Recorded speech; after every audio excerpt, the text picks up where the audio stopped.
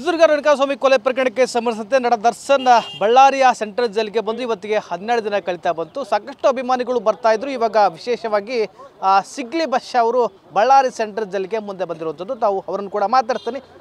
Sir, ತಾವು ಎಷ್ಟೊತ್ತಿಗೆ ಬಂದ್ರೆ ಏನು ಬಳ್ಳಾರಿ ಜೈಲಿಗೆ ಬರೋಕ್ಕೆ ಕಾರಣ ಏನು ಅಂತ? ಇವತ್ತಿಗೆ ಬಳ್ಳಾರಿ ಜೈಲಿಗೆ ಬರಲಿಕ್ಕೆ ಕಾರಣ ಏನಪ್ಪ ಅಂದರೆ, ಇವತ್ತು ಕೊಲೆ ಆರೋಪದಲ್ಲಿ ದರ್ಶನ್ ಅವರು ಜೈಲಿನಲ್ಲಿ ಇದ್ದಿದ್ದನ್ನು ನಾನು 2 ತಿಂಗಳಿಂದನೂ ಸರ್ವೆ ಮಾಡ್ತಾಯಿದ್ದೀನಿ. 3 ತಿಂಗಳಿಂದನೂ ಸರ್ವೆ ಮಾಡ್ತಾ ಇದ್ದಾಗ ಅವರ ಜೈಲು ಒಳಗಡೆ ಇರ್ತಕ್ಕಂಥ ಆರೋಪಿಗಳಿಂದ ಅವ್ರ ಹಕ್ಕಿಗೆ ಧಕ್ಕೆ ಆಗ್ತೈತಿ.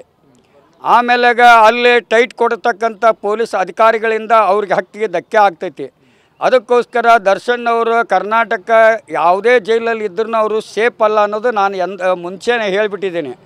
ಈಗ ಈ ಬಳ್ಳಾರಿ ಜೈಲು ಹೆಂಗೈತಪ್ಪ ಅಂದರೆ 2 ರಾಜ್ಯಗಳ ಗಡಿ ಭಾಗದಲ್ಲಿ ಇರೋದಿದು. ಯಾಕಂದ್ರೆ ದರ್ಶನ್ ಅಭಿಮಾನಿಗಳು ಬರೀ 600 ಕೋಟಿ ಕನ್ನಡಿಗರು ಅಷ್ಟೇ ಅಲ್ಲ, ಭಾಳ ಮಂದಿ ದರ್ಶನ್ ಅಭಿಮಾನಿಗಳು ಅದಾರ. ಅವ್ರು 5 ನಿಮಿಷದ ಸಿಟ್ಟಿನಿಂದ ಇವತ್ತು ಕಾನೂನು ಕೈ ತೊಗೊಂಡು ಇವತ್ತು ಜೈಲು ಒಳಗಡೆ ಇದ್ದಾರೆ. ಇವತ್ತು ಅದರಲ್ಲಿ ಪೊಲೀಸ್ನವರು ಇಂಟ್ರೆಸ್ಟ್ ಆಗಿ ಇನ್ವೆಸ್ಟಿಗೇಷನ್ ಮಾಡಿದ್ದಾರೆ. ಆ ಇನ್ವೆಸ್ಟಿಗೇಷನ್ನಲ್ಲಿ ಏನು ಸತ್ಯಾಸತ್ಯತೆ ಇದೆ ಮತ್ತು 164 ಸ್ಟೇಟ್ಮೆಂಟ್ ಹೊಸ ಪ್ರಕರಣ ಇದು.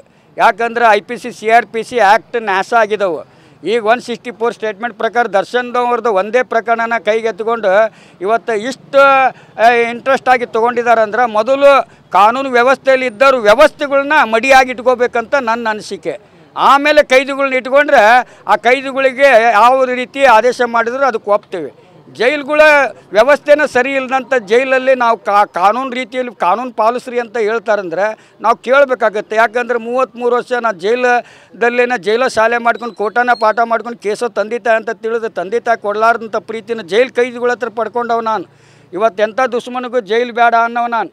ಅದಕ್ಕೋಸ್ಕರ ಸತ್ಯ ಹೇಳ್ತೀನಿ, ಸತ್ಯವಲ್ಲದು ಬೇರೆ ಏನು ಹೇಳಲಾರೆ, ಹೇಳುವುದೆಲ್ಲ ಸತ್ಯ. ನಾನು ಬಂದ ಉದ್ದೇಶ ಏನಪ್ಪ ಅಂದ್ರೆ, ದರ್ಶನ್ ಅವರು ಅವ್ರಿಗೂ ಭೇಟಿ ಆಗಬೇಕು, ರೇಣುಕಾಸ್ವಾಮಿ ಅವ್ರಿಗೂ ಭೇಟಿ ಆಗಬೇಕು.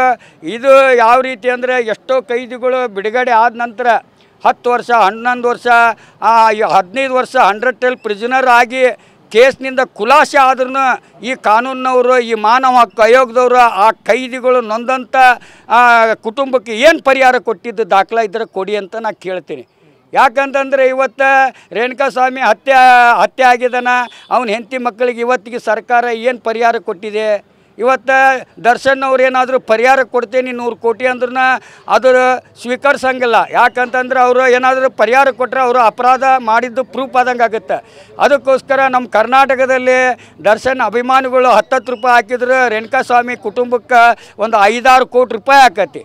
ಅಲ್ಲ, ಈಗ ದರ್ಶನ್ ಅವರು ಬಳ್ಳಾರಿ ಜೈಲಿನಲ್ಲಿ ಇರೋದು ಸೇಫ್ ಅಲ್ಲ ಅಂತಿರಲ್ಲ, ಯಾವ ಕಾರಣಕ್ಕೆ ಸೇಫ್ ಅಲ್ಲ ಅಂತ ಹೇಳ್ತೀರಾ ಅಂತ? ಯಾವ ಕಾರಣಕ್ಕೆ ಸೇಫ್ ಅಲ್ಲ ಅಂದ್ರೆ, ಅವಾಗಿನ ಜೈಲು ಈಗ ಬಳ್ಳಾರಿ ಜೈಲು ಇಲ್ಲ. 2-3 ಜೈಲು ಇತ್ತು ಬಳ್ಳಾರಿಯಲ್ಲಿ. ಒಂದು ಕ್ವಾರಂಟೈನ್, ಒಂದು ಮೇನ್ ಜೈಲು, ಒಂದು CB ಅಂತಂದು ಇವತ್ತು ಎಷ್ಟೋ ಸೆಲ್ಗಳು ಸೀಜ್ ಆಗಿದ್ದಾವೆ.